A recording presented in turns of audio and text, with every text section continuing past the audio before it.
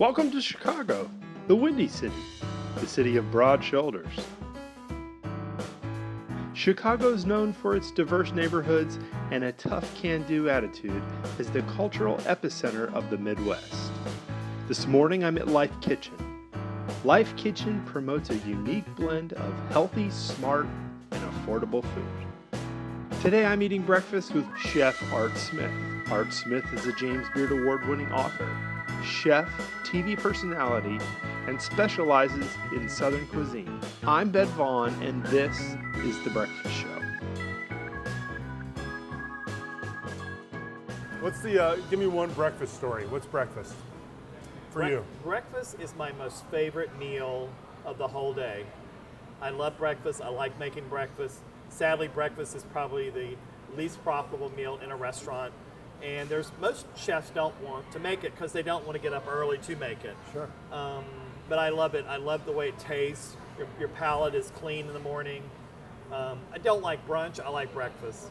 And where this all came to be, when my dad passed away 4 years ago, you know, in the South, the best food is that funeral food.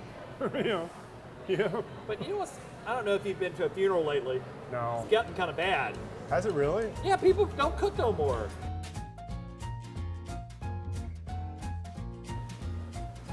I sent an email, this is a true story, to the chairman of the board of the Walt Disney Company.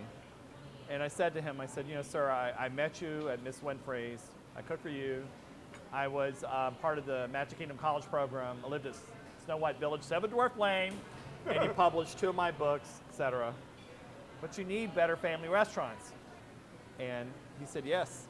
So we're building at the new Disney Springs, Chef Art's Florida Fish Camp and Iced Tea Bar. And it's a major restaurant. How can the mouse help my small town, third poorest county in the state of Florida? Really? How can it help it? How can the mouse help, right? Right. I said, how do we do that? Because you know, all these things that the challenges have are due to just the fact nobody has any money. So we're creating a bakery in my hometown. And the people of the town are going to bake the cake for Disney. Wow. Isn't that cool? That's huge. And when I pitched it to Disney, I said, how would you like to turn a town that every time a guest of yours takes a bite of cake, they're rebuilding small town America? That's huge. Great. That's awesome. So that's what we're doing. And so Jasper, Florida will bake hummingbird cakes and 12-layer chocolate cakes and all kinds of great thousands and thousands, because it's only 2.5 hours away. Because I really, really want to really create something. Because I want to tell you something, it's really easy to create something, but making it last is another thing. It's just like restaurants now. Yeah. Most restaurants last, what, 6-7 years? If that. Yeah. If that, right. And when you create something, particularly something that works with the community, you know, you don't want it to last more than 6-7 years, because the fact is, when it's gone, there's a void in that community. Huge impact. You know, Yeah. Common Threads now is 12 years. You know, my hopes is that through all these efforts that, you know, I'll bestow, you know, a foundation that will help, you know, and do a lot of the things that my friends have done through the years to help, you know, us educate children.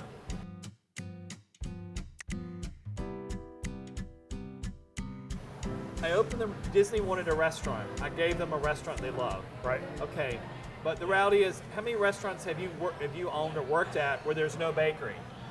Almost all of them. Right. Yeah. And there's a table, right? Right.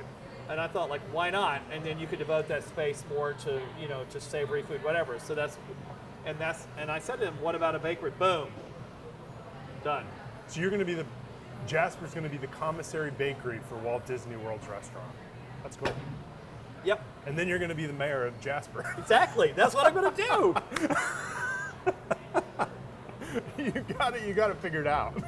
That's pretty awesome.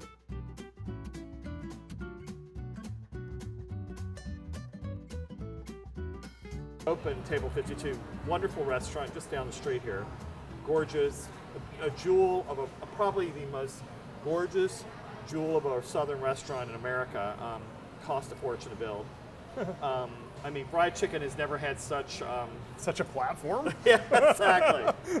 I was just met with my publicist. I'm cooking at the Expo Milan. Okay. And Expo Milan is, Americans know the Expo is the World's Fair.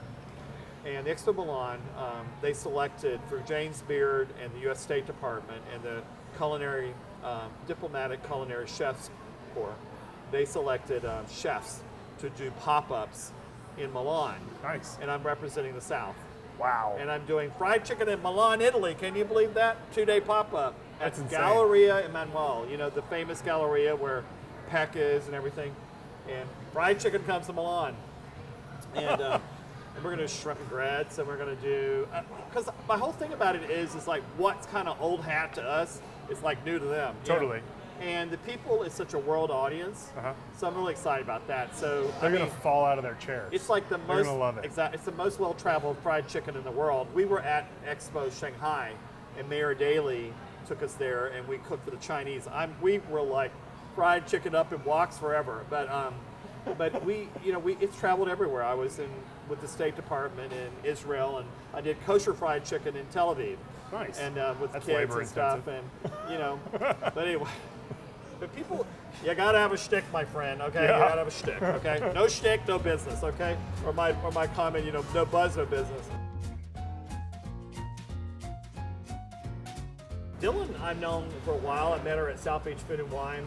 She was there last night with Ralph Lauren, her father and mother, and heavy hitters. I walk in and Dylan grabs me. Chef Ben, so good to see you. We had an amazing time. You know, Chicago is the candy capital of America. Really? Yep. Wow. It sure is. And so Dylan has brought Willy Wonka to Michigan Avenue. Very talented. She's got a great publicist. She's got a really nice, good one.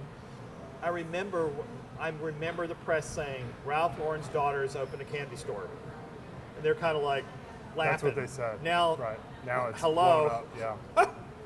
I mean, girl has got it going, and I was so impressed with her. But I really, truly, I do think that these young people that are so talented and hardworking, so sexy. Yeah. I mean, I love the millennials and how they're really involved in food, and you know, and they're so active on, you know, social networking.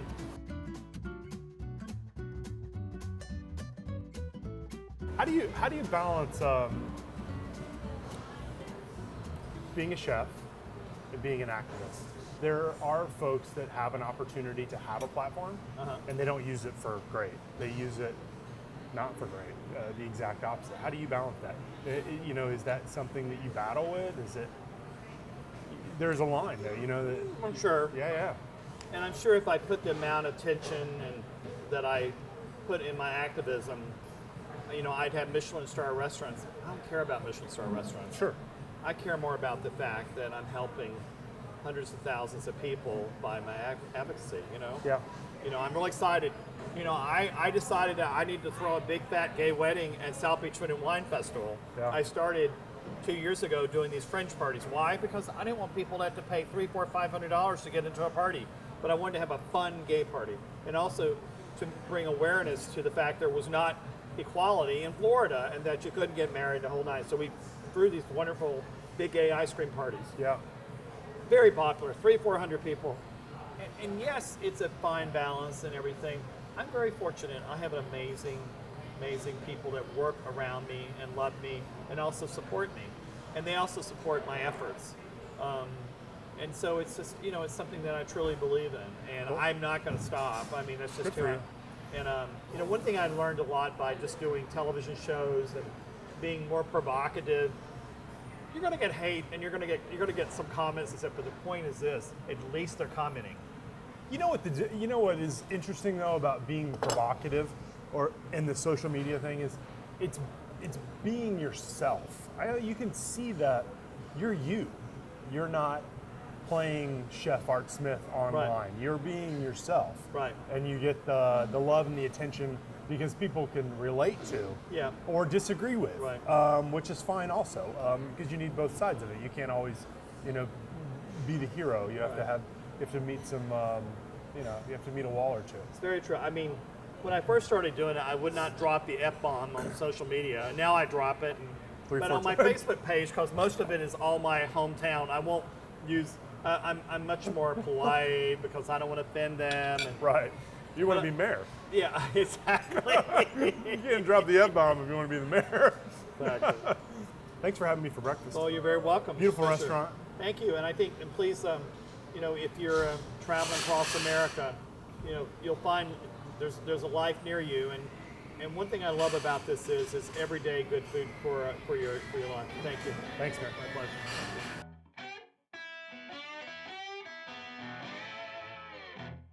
pleasure. Oh.